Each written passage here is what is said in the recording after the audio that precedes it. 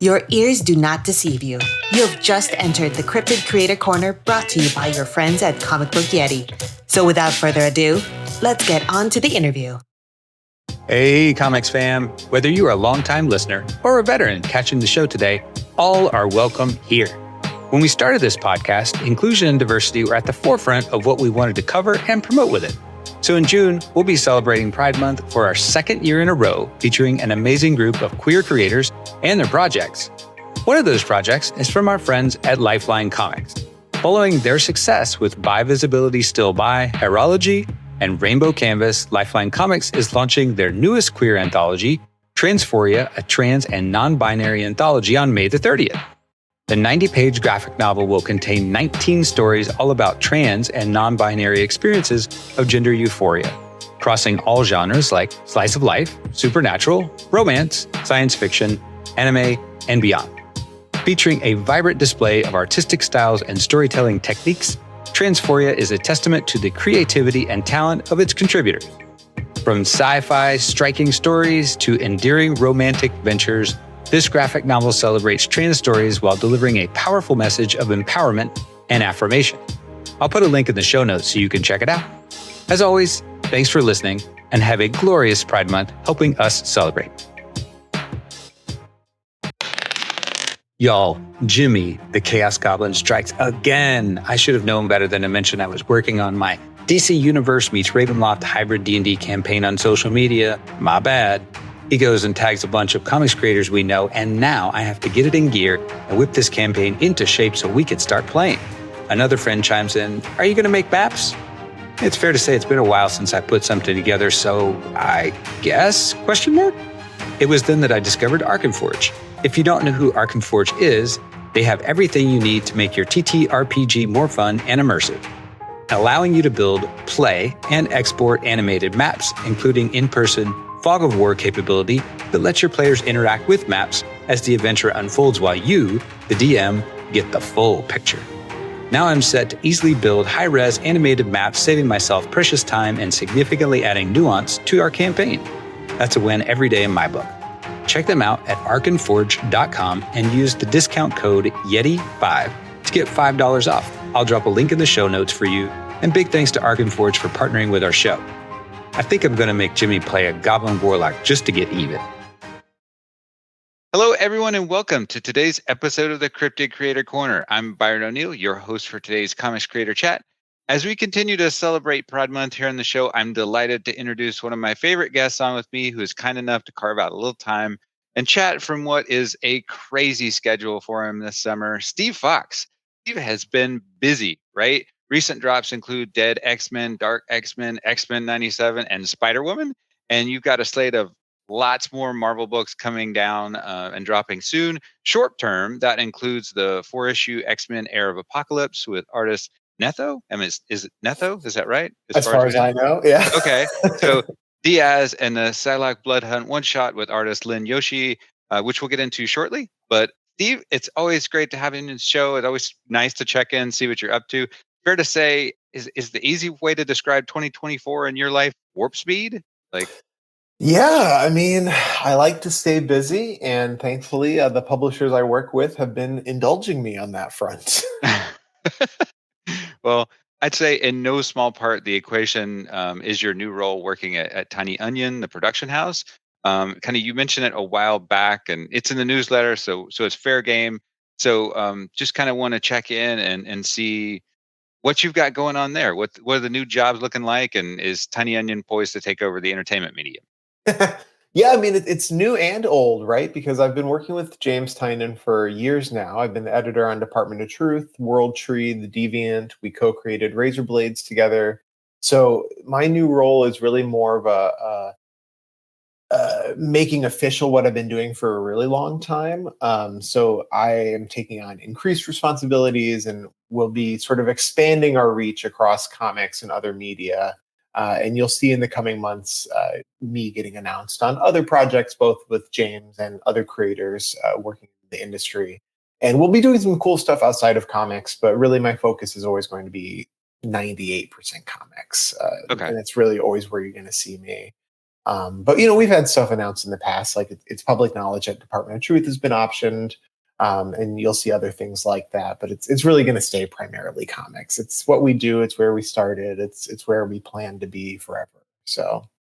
Okay. Yeah. And it's, as I'm trying to wrap my head around it, it's more of a, in terms of production house, it's like packaging in a way. It seems like it's to help other creators as much as, kind of James's work itself.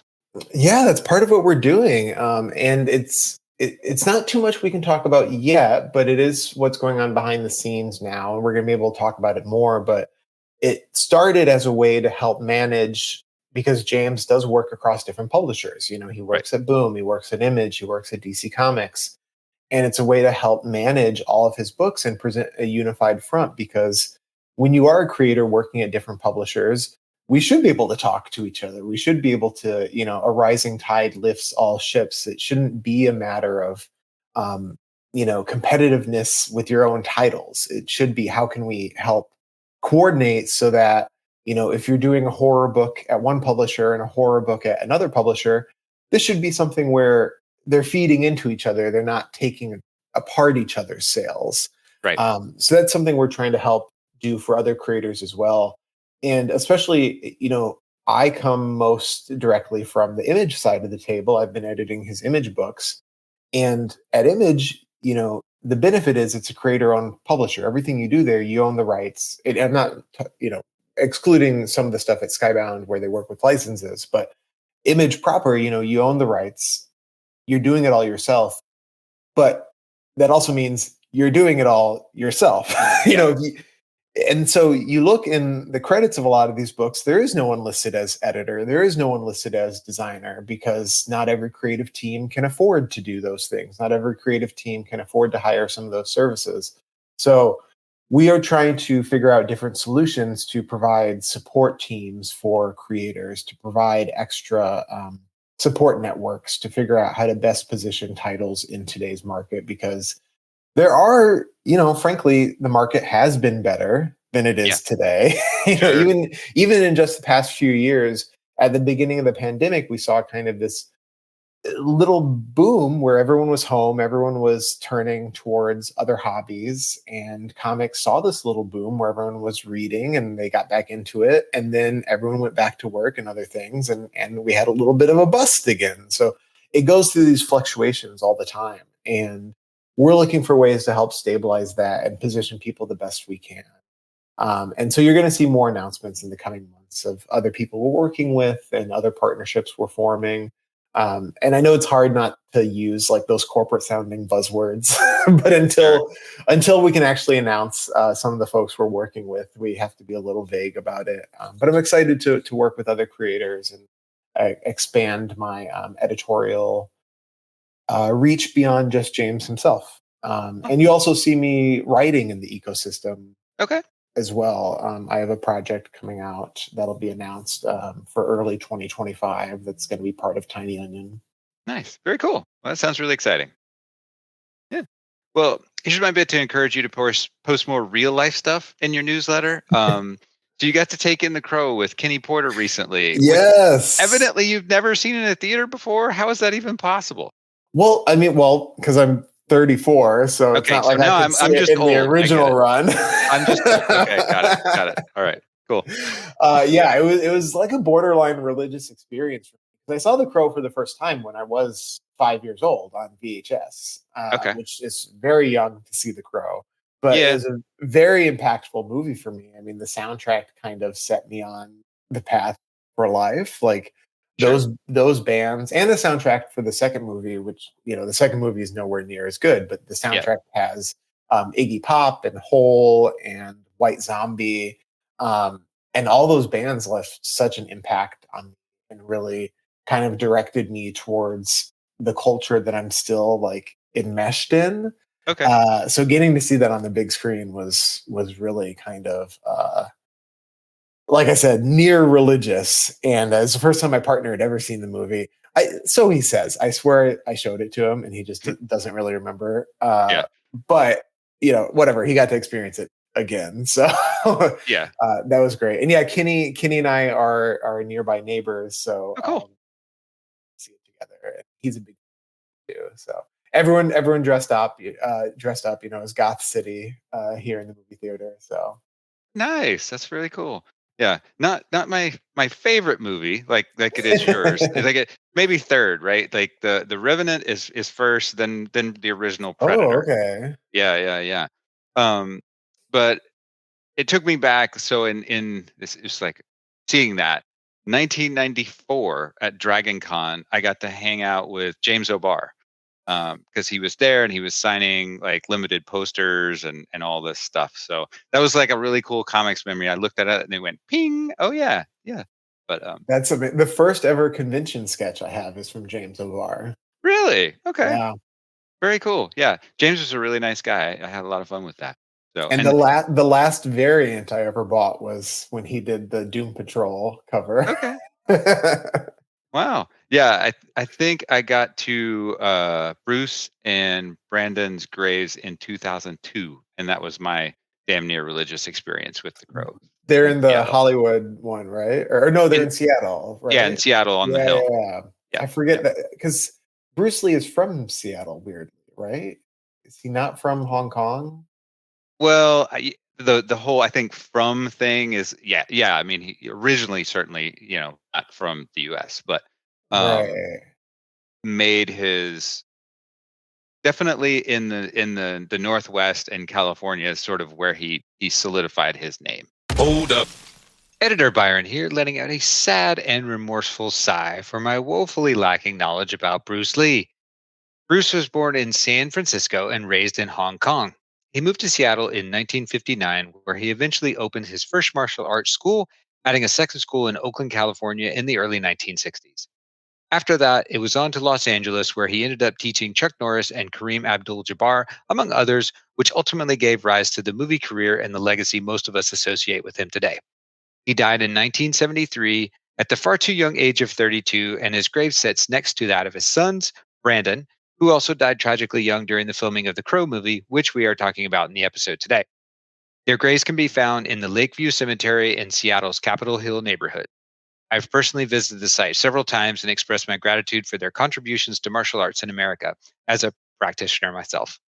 Hopefully, that's enough explanation to get me out of trouble should Sifu Graves, my teacher, ever listen to this. He's probably picking up the phone now. Got it. I have a photo with the Bruce Lee statue in Hong Kong from when I went Okay. there because they have like a memorial statue for him on the waterfront.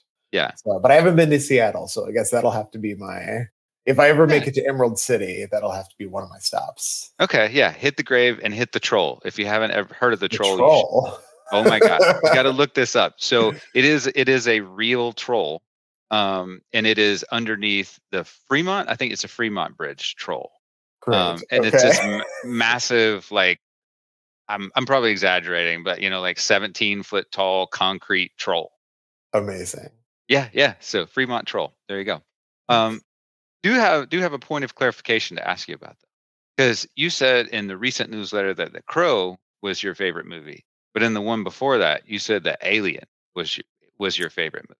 So you got I to mean, pick I one. think you're allowed several favorite movies. Okay. Yeah. Sure.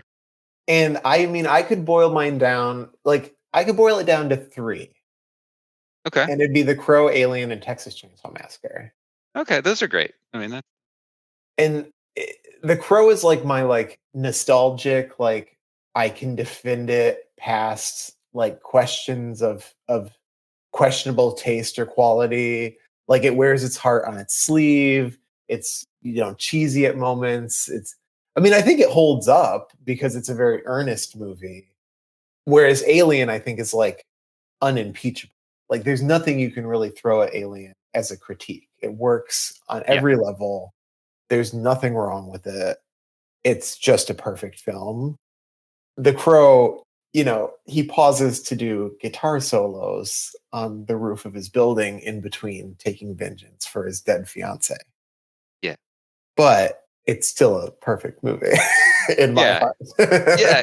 It's got some of the best lines. I mean, most memorable lines, I feel like, especially in of its genre. The childhood is over the moment you're going to die. Like that is so good. Yeah, it's just amazing. And I really forgot how funny it was too. It's just like I don't want to say like laugh out loud funny, but it's got such a like hilariously dark sense of humor throughout the entire thing. Like they really had fun with that movie.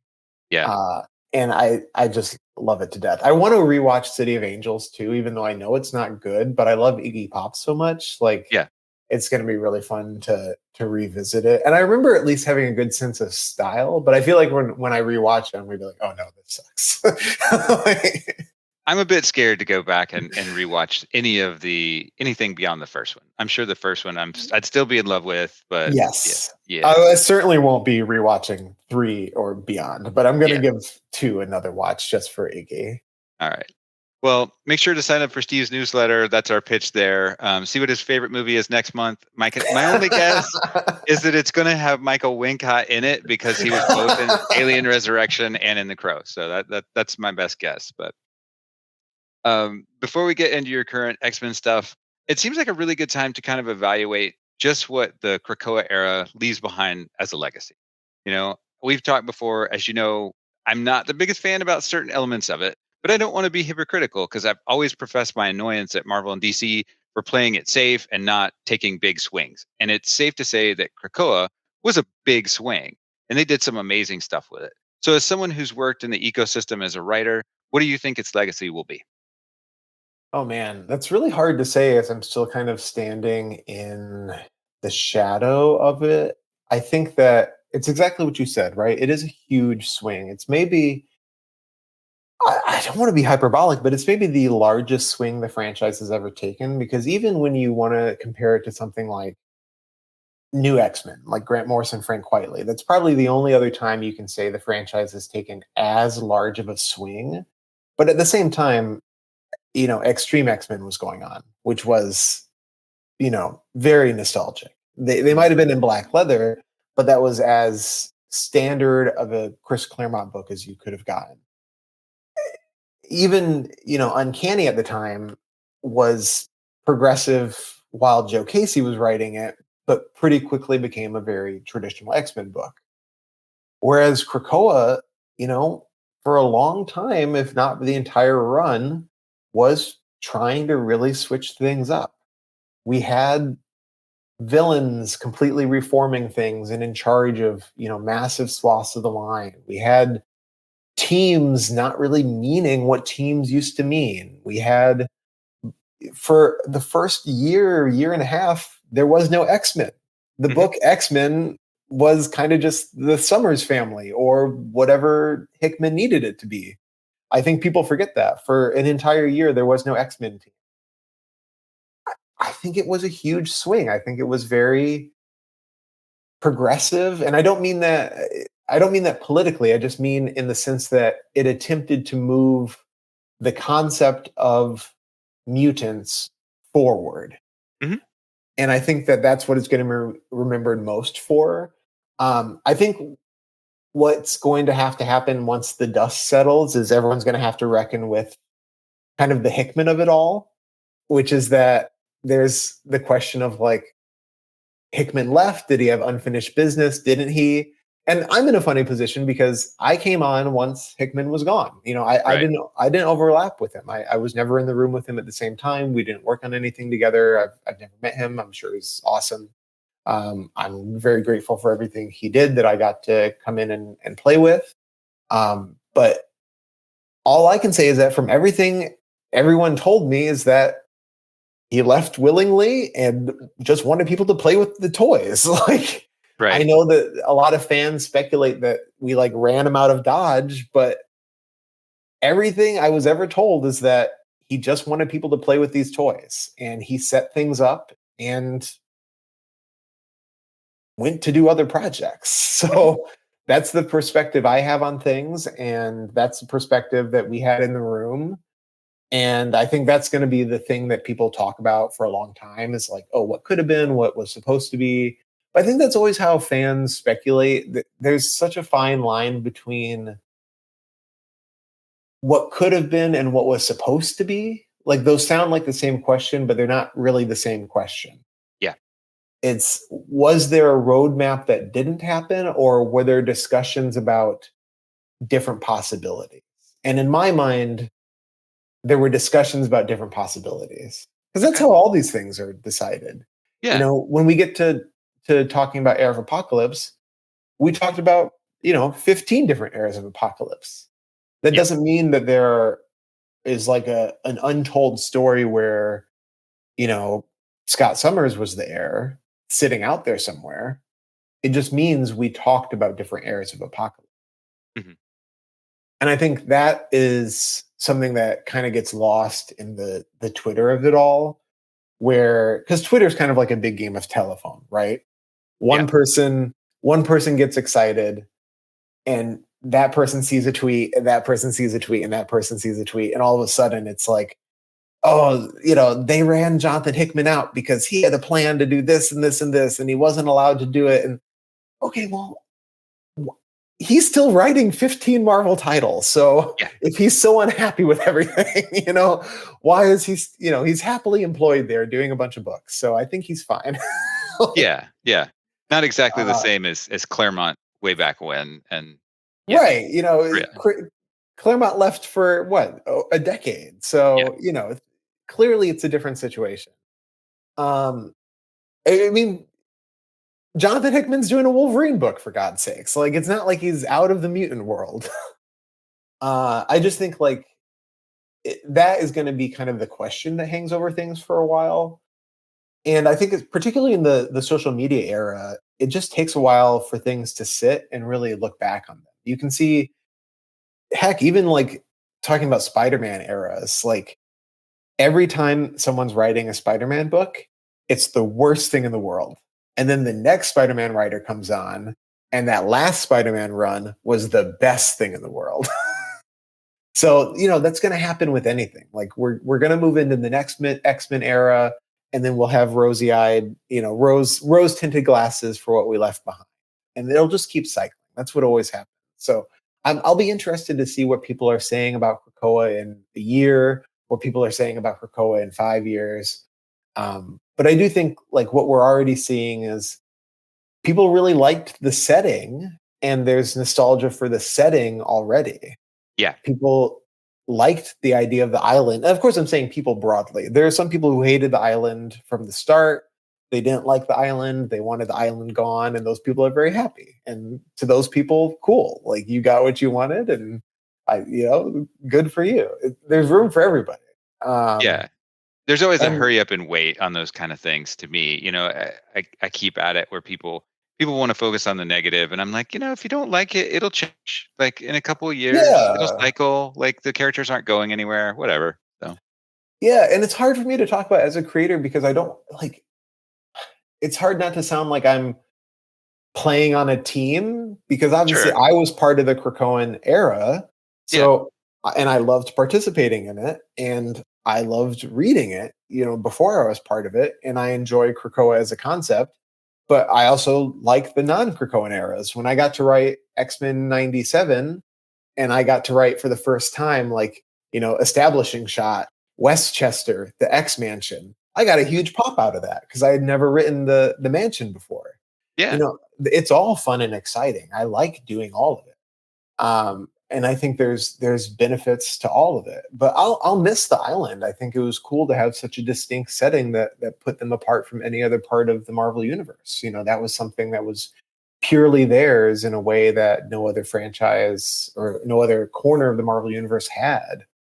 But these things are all cyclical. I'm sure that just as this is the first Krakoan age, someday there'll be a second Krakoan age. These things will come around. How many times has Genosha been there? Yeah. So it'll be exciting to see what happens some other time. But I think, yes, if I had to distill it all, I think progressive. Okay. Not politically, I just mean progressing the idea of what it means to be a mutant and what it can mean to be what the mutant species can mean. Well, I know that the X-Men are huge for you as a person, foundationally. And I talk a lot during Pride Month coverage about moving the representational needle, right?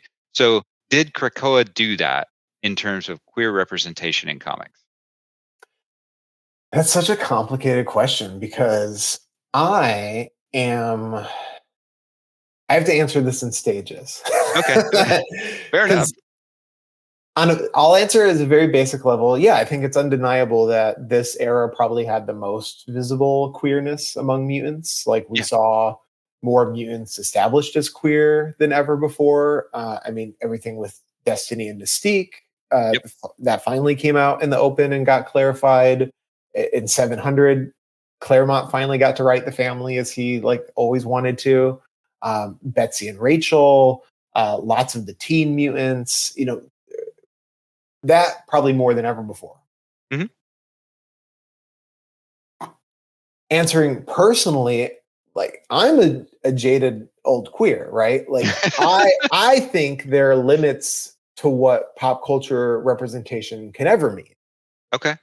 I think it's great to have pop culture representation if it makes you feel more seen and if it makes you feel more entertained. I Right. think it's also healthy to realize that like seeing yourself on the page or on screen is not the same thing as like actually having more rights. Yeah. So, for me, it's always kind of a two-pronged assault, right? Like you want more stories and you want more representation, but I think you also don't want to hyper obsess over that as like the end goal of these fights. Yeah, for sure. Like Yeah. I'm grateful to get to tell stories about Webweaver or Faint or any of these other characters I've worked on. I think that's cool. I really enjoy doing those. And when people write to me about that stuff or tell me that it means something to them, I'm very grateful. I'm happy to play a part in that. But I also think like real world concerns, those matter to me a lot too. Yeah, There's a distinction here to be made, I sure. And so if seeing the representation of self in think. these Mhm. characters that we all love is the first step, what does the next one look like to you? And I'm not asking you to be the avatar of Sure. all things Yeah. queer here, but. Yeah. I mean, I think that just like I don't know if it even is like a linear next step, right? It's Okay. almost like you just need to compartmentalize a little bit. Okay. You can enjoy the media and you want to see representation, but you also need to decide if you want to be politically engaged or if you want to be socially engaged and that aspect of yourself too. And maybe the answer is no. Maybe you don't want to be politically engaged. That's okay. Not everyone needs to be, but I think that. And maybe I'm just sounding too much like get off my lawn, but I think like if your idea of activism begins and ends with demanding that certain characters be queer, that is probably not the most uh, effective form of activism. At the end of the day, you're not really moving the needle in real life. Like Hmm. it's great for you if you're seeing yourself on the page more. Awesome. But that's not helping someone out on the street. So I think like more representation on the page and screen is always great. I'm really happy for that. And I'm happy to be a part of it. But I don't think we should mistake that for like political advancement. For So I guess sure. that's my little like a Pride Month distinction to make, I suppose. Yeah. I mean, I've been thinking a lot about this and just trying to absorb it myself, like how do we create a reverberation of representation in comics that hits the larger American consciousness, right? So I think about something as big as X-Men, and I do think they've really been at the forefront with Krakoa in pushing that needle for me. But take the X-Men weddings, special as an example for representational impact. And here's my line of thinking for context, right? So I'm a disabled person, and our big character is Xavier. So in the comic books, he's been in and out of the wheelchair at various points, Mhm. which bugs the shit out of me, but that's not really super relevant. In the movies and TV shows, he's always pretty much in the chair, right? So that ability, that representational impact ability shifts pretty dramatically based upon the writers and the editors who are crafting the lens. So like, can comics make that big an impact, representationally, I guess? Yeah, I mean, it is challenging because at the end of the day, what, like the best-selling monthly comic, it's like 100,000 copies, Yeah, right? these Most days. months. Yeah. And even that you have to figure like, are 100,000 of those being read by a human being, or are we factoring in variant covers? Right, right. Just going Yeah, in a so box. yeah, so compared to film and television and stuff, we are making a smaller impact. I think it adds up and I think it matters. And it also it trickles out, right? Because these are the things that are then becoming video games and becoming television and movies. So it does all compound. Webweaver could show up in Into the Spider-Verse. I don't know for a fact if he will, but Chris Anka designed him and Chris Anka works on the movies, so it's certainly possible. Hmm? So those are things that do have an impact, and Sun Spider, who's a disabled spider character, she showed up in Into the Spider-Verse after appearing in the comics. So these things do have a ripple effect. So no, I mean, I do think comics have the ability to have that impact. But like you say, there is that inconsistency sometimes. And Yeah. that's why I do sometimes. I think I'm a particularly jaded person, which makes it tough sometimes to have the most inspiring answer. Um, but I think, yes, there is an ability to give these, I want to say, templates. Like there's a template that you can offer at times. Okay. Um, But it's tricky because a lot of it comes down to metaphor. And we see all the time that interpreting metaphor leaves a lot of room for, I don't want to say error, but a lot of room for different interpretations. Like, I don't know if you've seen the conversation recently about The Boys, but in No. this well, I don't watch The Boys, but on this most recent season, I guess a lot of the more conservative fans of the show have been turning on it because they now feel that the show has taken a more liberal bias. Okay. Whereas other fans of the show have said, no, this has kind of been there all along. You just now are realizing that the show has been making fun of you this whole time. But we see this again and again where it's like, if you want to apply your lens to something, you can, because you don't really get that it might be making fun of you or that it might be criticizing you because you're coming at it from your angle.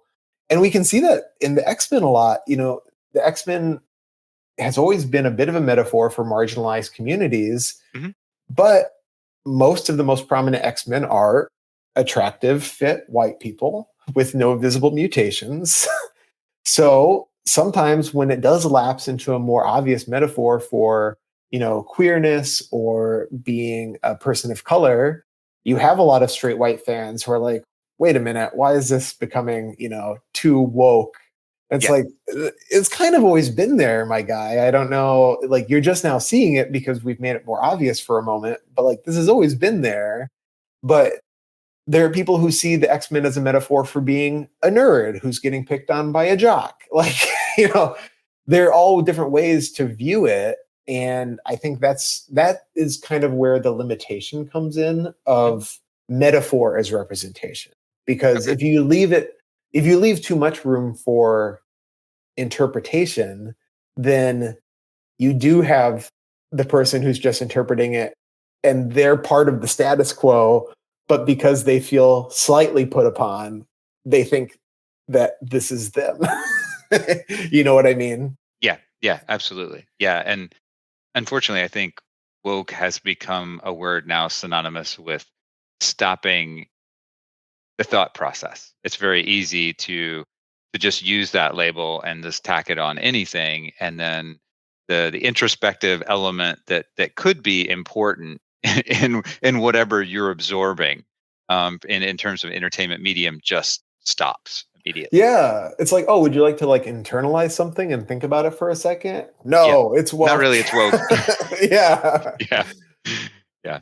And also, I Well, mean, the X-Men, the end of the day, like, I think it's cool to think about things in terms of metaphor, but I, as a gay person, can't open my eyes and blow up the house next door to me, and Cyclops can. And so it does become a little complicated.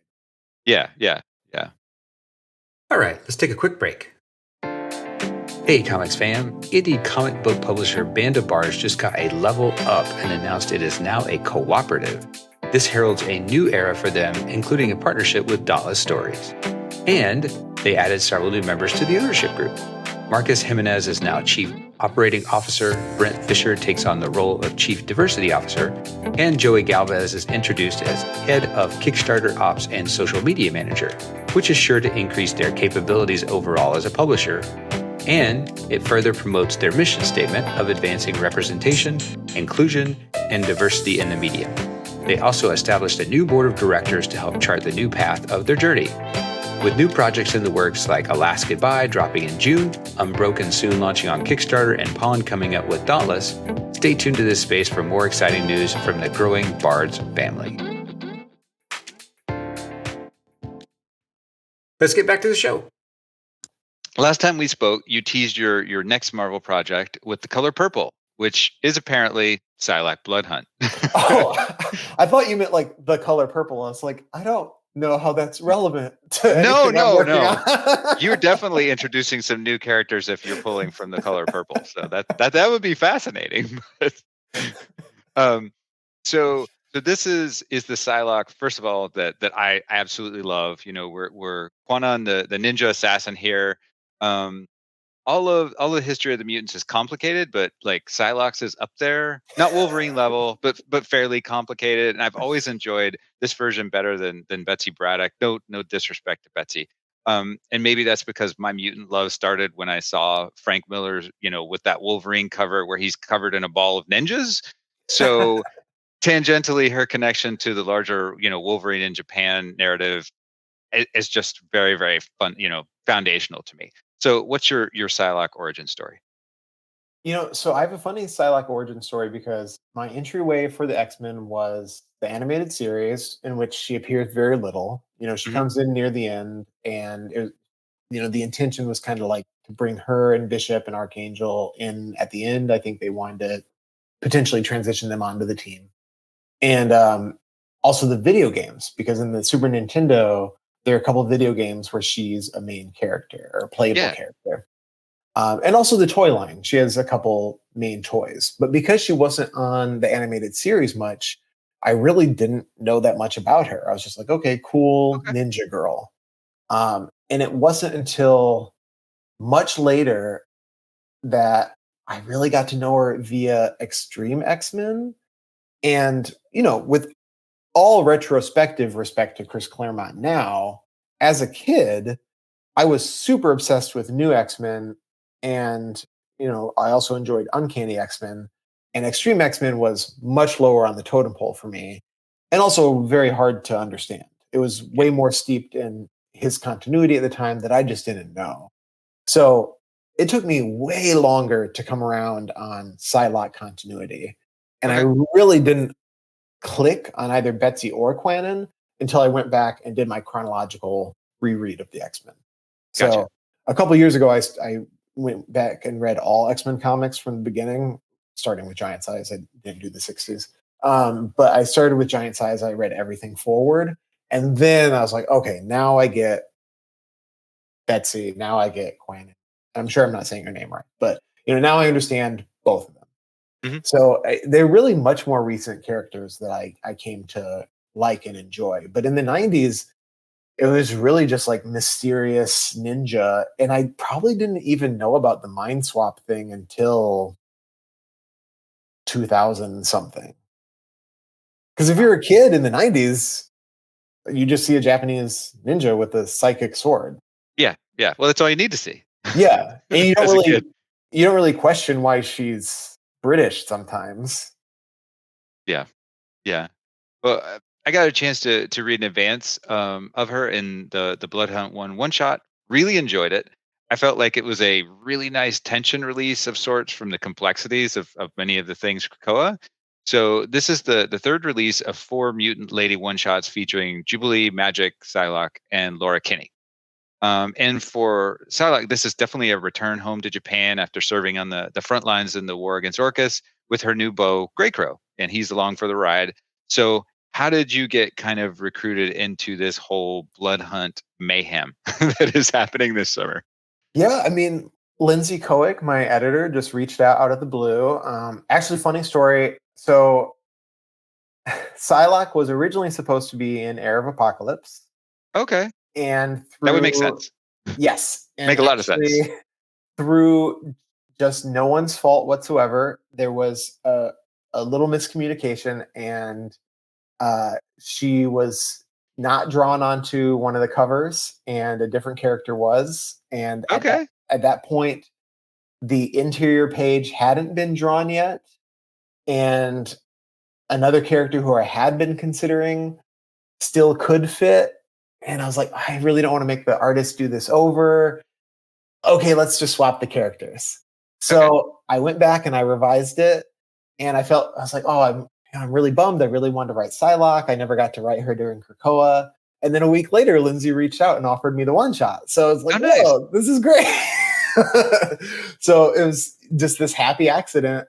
So I ended up getting to write two characters I really wanted to write, and I got a whole issue of Psylocke. So that happy accident turned out great, and That's I'm awesome. really glad. And I never want to be entitled to anything, but I do so much horror that I was going to be bummed if I didn't get to do anything for Blood Hunt. So I was really Mhm. glad this came up.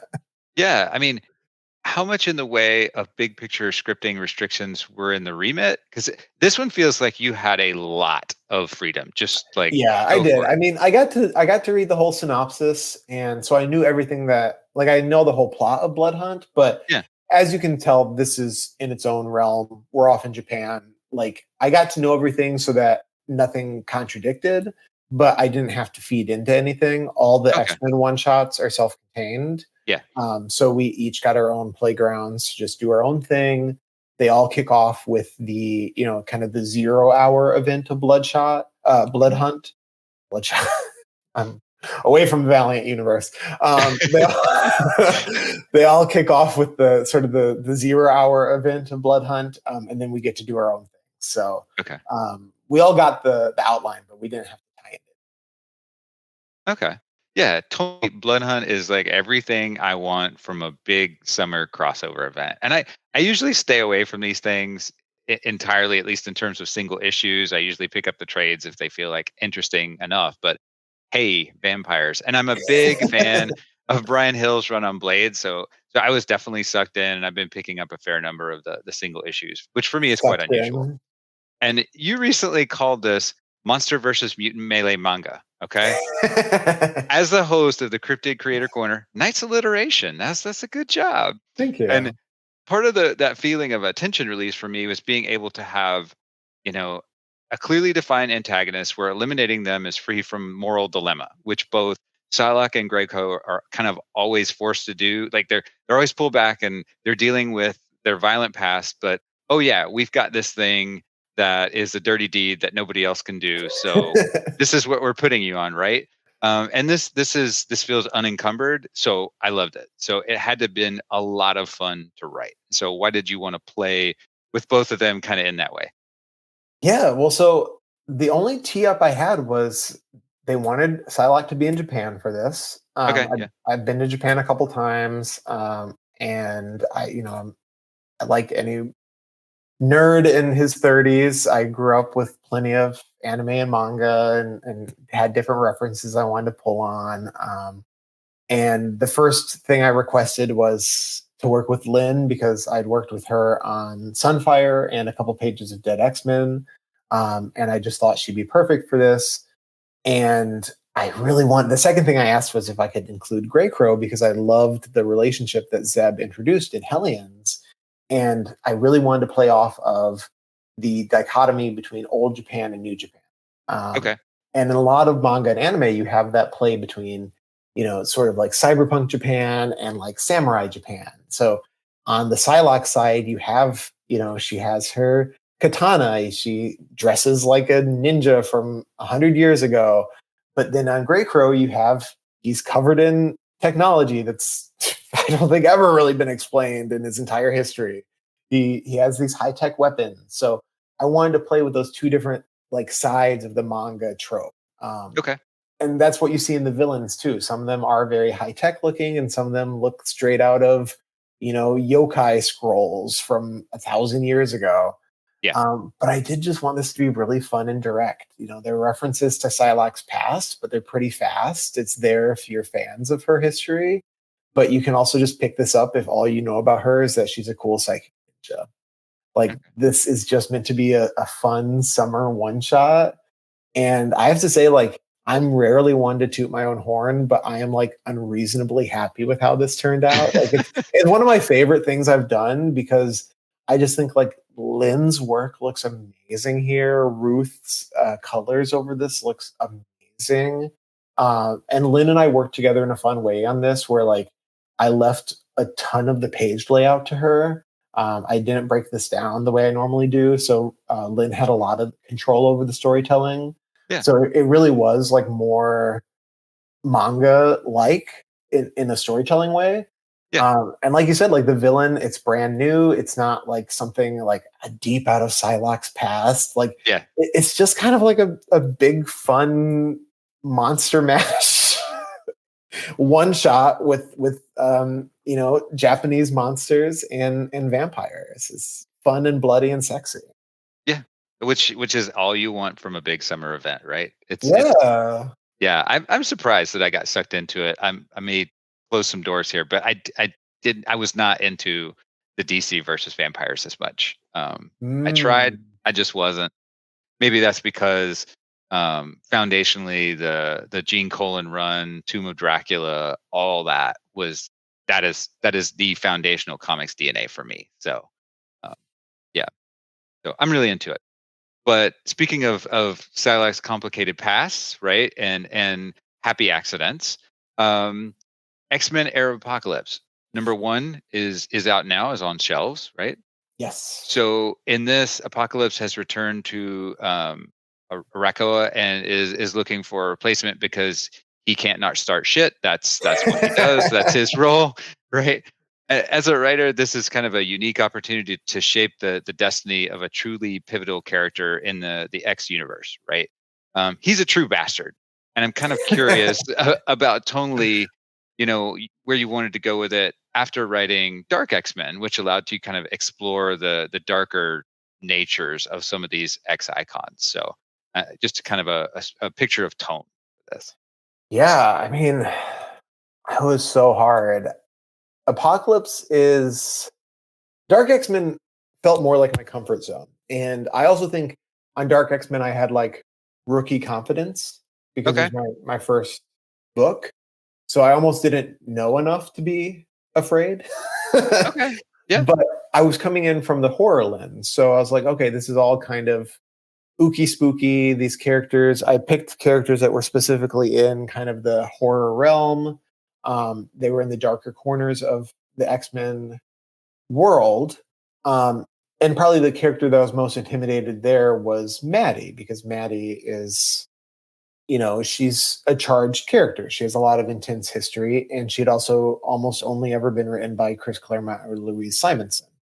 So that comes with a lot of history. But Maddie was someone who I felt like I could get a grasp on by coming in via Zeb's depiction and Jerry's depiction.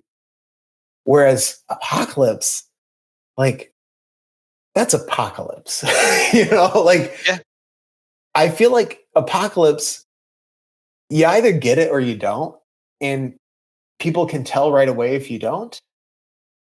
I would say out of almost any character I've written in the X world, he was the most intimidating to write. Okay. I can see that.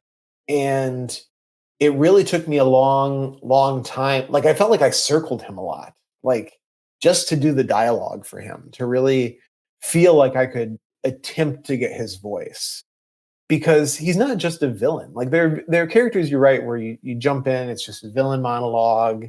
Like, either they're a goon or they're like a monologuing bastard or whatever.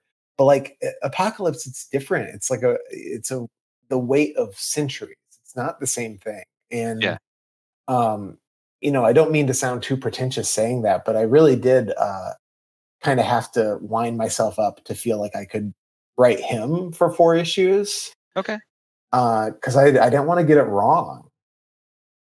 Yeah. And I wanted him to sound right and sound intimidating.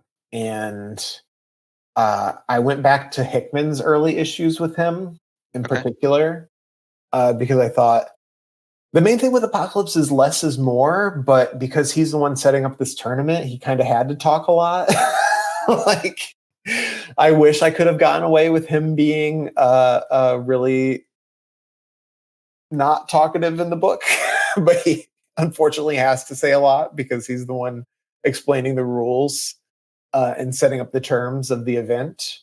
But I did feel like I got more comfortable with him over the course of the book, and especially issue 4 is my favorite by far. I don't know if you got a chance to read through all 4, but by the time we get to the final candidates, the final 4, it becomes a more of a mental test, and they go through sort of a psychic gauntlet, and we put the final 4 through flashback to sort of pivotal moments in their pasts, which also allowed me to write some of my favorite settings in X-Men history, which I was never going to get a chance to do otherwise. Right. Thousands of years to play with there. So yeah, really, and some of my favorite settings in X-Men history, and some of my last chances to get in cameos and other things, which I love to do. And Netho's such an amazing collaborator. He can really draw anything. I had to keep kind of upping the ante because he just, wow. I mean, he just really pulled it out. I got to find out what his next gig is, and it's perfect for him. I think he's really, really about to blow up. But yeah, I really just had a blast on this once I locked into it. But writing Apocalypse, man, just really intimidated the heck out of me. yeah, yeah. I note. I mean, on Netho's artwork, I was really kind of blown away. As a relatively new voice, I hadn't seen much of his stuff before, just for me, and it definitely had a '90s X-Men Jim Lee DNA to it to me. Yeah, he's just perfect for evoking that feeling, and he doesn't feel like a copycat or anything. He's just capturing that big action swing to it, and it really encouraged me to lean into the action of this. It's a big blockbuster feeling, and also, people underestimate. It's hard to do group books. Oh Like, my God, 12. There's 12. Well, there's more than 12. there's more than 12. I mean, Yeah.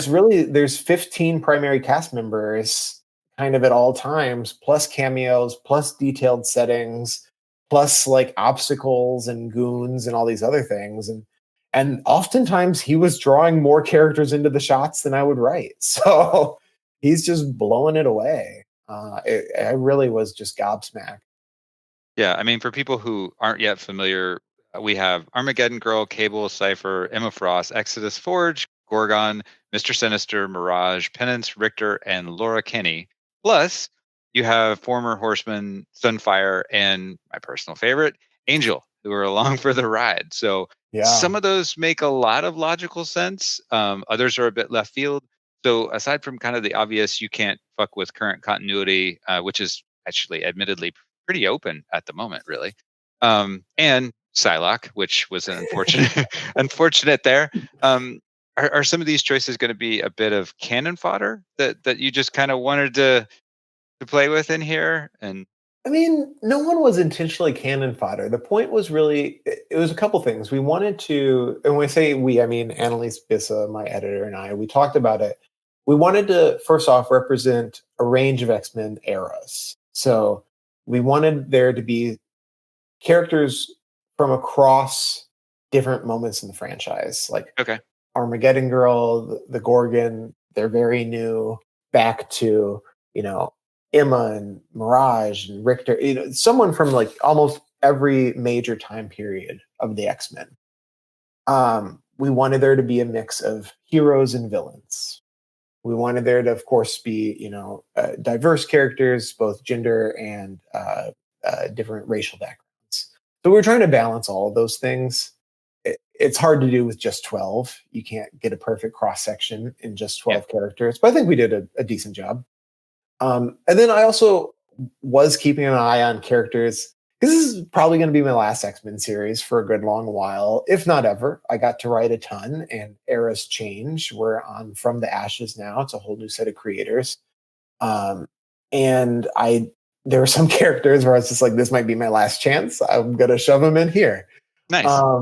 But I only did it if I could justify them being involved somehow. So you see across the book, you get quick flashes to Apocalypse approaching all of the characters.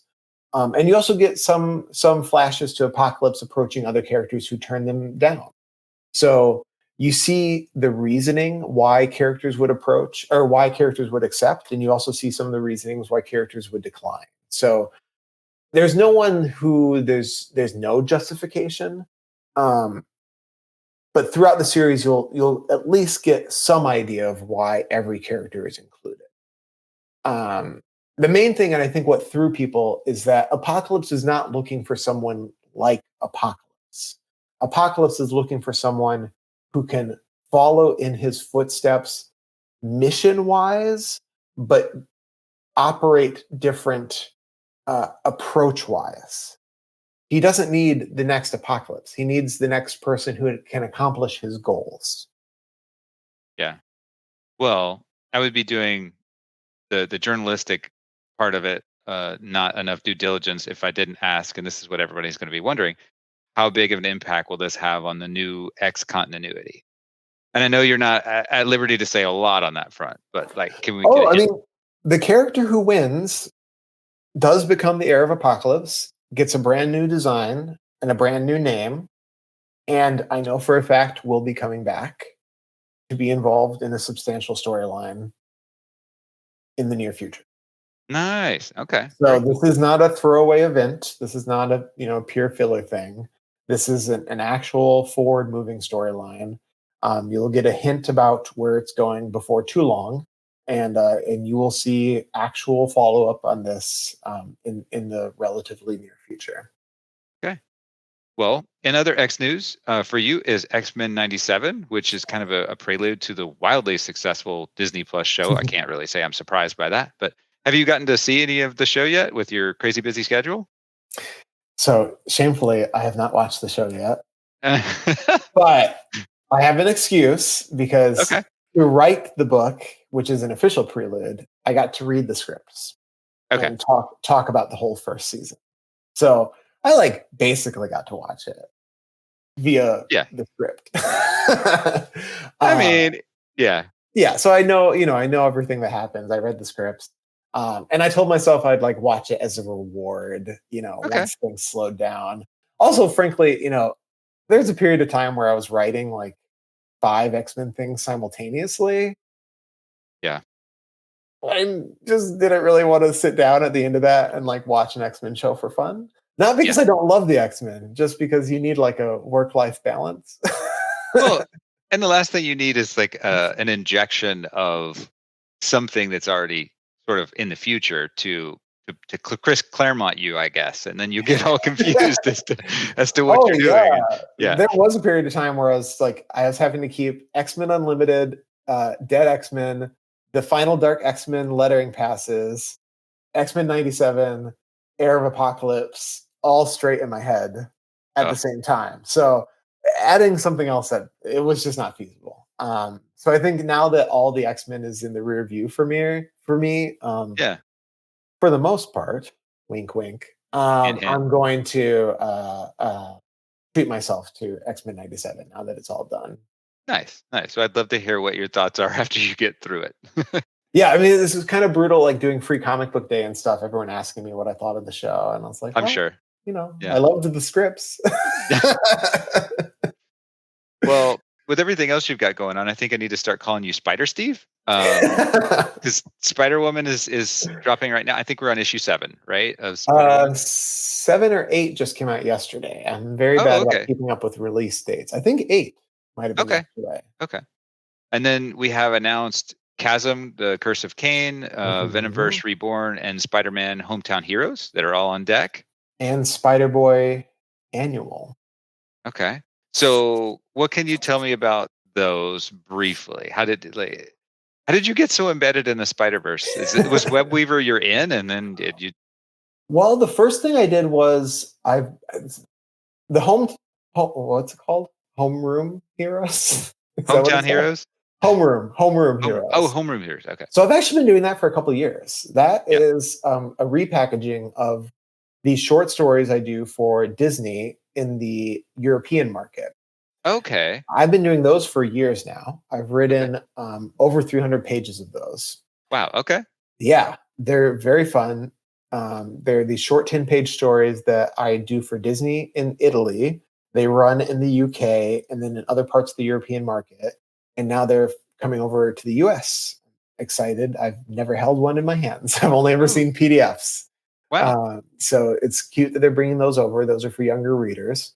But my very first Marvel thing ever was Spider-Ham for Scholastic. So technically I started in the Spider world. And then X-Men just kind of sideswiped me for a long time.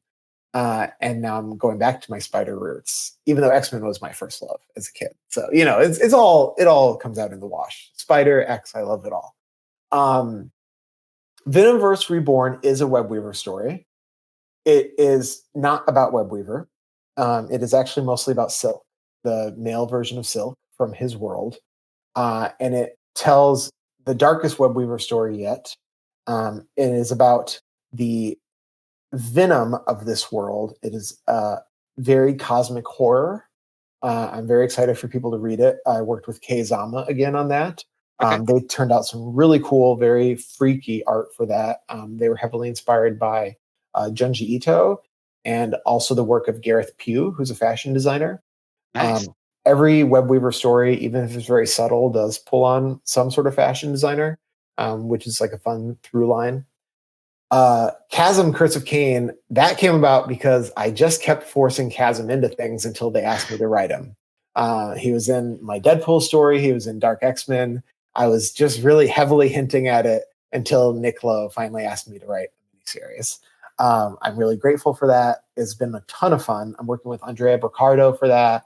Andrea was born to do spider stories, especially with kind of a creepier edge. So that is 4 issues of Chasm, Cain, and Hallows Eve, who's one of my favorite recent additions to the Marvel Universe, at least in this identity.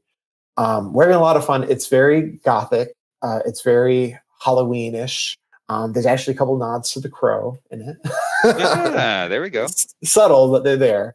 And it does involve Ben's mind being messed with yet again. I'm very sorry, Ben Reilly fans. I know that's a through line he can't seem to shake, but it's been fun to pit them together, the 2 clone bros. Have a lot of fun with the both of them, and I hope I get to write them again. But this is just a contained miniseries for now. And yeah, Spider-Woman's going strong. The most recent arc, we're introducing some of the new Champions characters who were debuted on the variant covers. Okay. So those characters, they made their splash last year, and they proved to be pretty popular. So Marvel's been introducing some of them. 4 of them showed up here in our book. This new arc is me and Ig Guerra. He took over art duties for issues 6 through 10. And some of those characters you're going to see popping up in other books as well. And then Spider-Boy Annual is me and Carlos Nieto. I don't know if I'm saying his last name right. I'm sorry, Carlos. I'm very bad with names. But that's part of the Infinity Watch crossover. So it is part 8 of a crossover, but I promise if you just like Spider-Boy, it's also a pretty self-contained Bailey Briggs story as well. Okay. It's set on Coney Island. It involves the circus of crime. I don't know if I'm allowed to say that, but it does. Surprise. It's a lot of fun. I love the circus of crime. I love Coney Island. It's like a fun, zany summer adventure, and that comes out in September, I think, the beginning of September. Okay. Carlos drew the heck out of it. We had actually gone back and forth on whether or not it was going to be Coney Island, and I'm really glad we landed on that because Carlos has just made it look so cool. Yeah. I'm looking forward to that. And I mean, the big thing for me is I moved this so you can actually see it. Yeah, over my shoulder, there's the Erica Schultz, Hallows Eve. She signed it for me and everything. So yeah. I'm a Hallows Eve fan too. So I really like. She's been great. I mean, the fact that she has kind of like there's no one put a limit on how many masks she has in that bag, so it's been fun to make up new ones and to watch Andrea design new costumes for them. Yeah, I mean, I think it's a super inventive new spin on a character in the Marvel, whole universe. It's one of my favorite in recent memory, actually, in terms of new characters. So yeah, and she's just so tough. I mean, it's hard for her not to really kind of take over the scene because she's just like, she's a really kind of take charge character. So even though her name's not in the title, she really is the third lead of the book, and she's got just as much page time as Ben and Kane do. Okay. Well, Psylocke Bloodhunt drops right before July 4th, so it's on July 3rd, right? So people grab some fireworks, stop by your LCS for some bloody mutant mayhem. We'll throw in some alliteration a little bit there. While you're at it, pick up Heir of Apocalypse, which I have hopefully done a good job of pretending I don't know what's going on, because I do know what's going on. And it is fair to say y'all aren't ready. Pick it up. You won't regret it. I thought it was really, really good. I was really, really happy with it. So, Steve, it's always been a pleasure. I really appreciate you stopping in to chat during Pride Month. Hope and just carving out a few minutes from that really busy schedule. I hope you get a chance to see X-Men 97 soon. And as it's Pride Month, actually get out to celebrate in some way. So thanks for coming on the show. I always love having you on. Thank you. Thank you for having me. Yeah. And there was that other Pride note. So you had something going on in your newsletter about a donation or something. Yes. Is that still a viable thing? It's totally viable. So okay. If anyone wants to, so you can also go to my newsletter. It's hosted on Button Down, even if you're not a subscriber. You can find it via my website. My website's stevefoxe.com, Foxe. And if you are above the age of 18, and caveat, yes, and are interested in getting a copy of a book I did called Cheater Code, which is very 18 plus book, you can send me proof that you've donated at least $20 to any LGBTQ plus charity of your choice, preferably a local organization, anything besides the Human Rights Campaign, one of the big national organizations, because they just don't need it right now. And I will send you an autographed copy of the book, because I have a million comps and I just don't need them anymore. And I have no way of getting rid of these. Okay. But all the details of that are in my newsletter, which you can find via my website. Awesome. I'll put the link in the show notes for everybody. Hold up. Editor Byron making yet another appearance today. If you are perhaps now thinking about which charity you might want to donate so you can get your signed copy from Steve, might I suggest the Columbus-based Kaleidoscope Youth Center. Yeti friend Brent Fisher is on their board, and last year when we ran our Pride Month t-shirt campaign, all of the proceeds went to support their efforts to support queer and questioning youth people aged 16 to 24 in and around Columbus. I'd be very grateful if you considered them. Thanks. Yes, please. This is Byron O'Neill. Want to get rid of them. I just really want to get rid of these comps. So I'm in my new place. I don't have time. Yes. All right. Well, this is Byron O'Neill, and on behalf of all of us at Comic Book Yeti, thanks for tuning in, and we will see you next time. Happy Pride, y'all, and take care, everybody. This is Byron O'Neill, one of your hosts of the Cryptid Creator Corner, brought to you by Comic Book Yeti. We hope you've enjoyed this episode of our podcast. Please rate, review, subscribe, all that good stuff. It lets us know how we are doing, and more importantly, how we can improve. Thanks for listening. If you enjoyed this episode of the Cryptid Creator Corner, maybe you would enjoy our sister podcast, Into the Comics Cave. Listen and subscribe wherever you get your podcasts.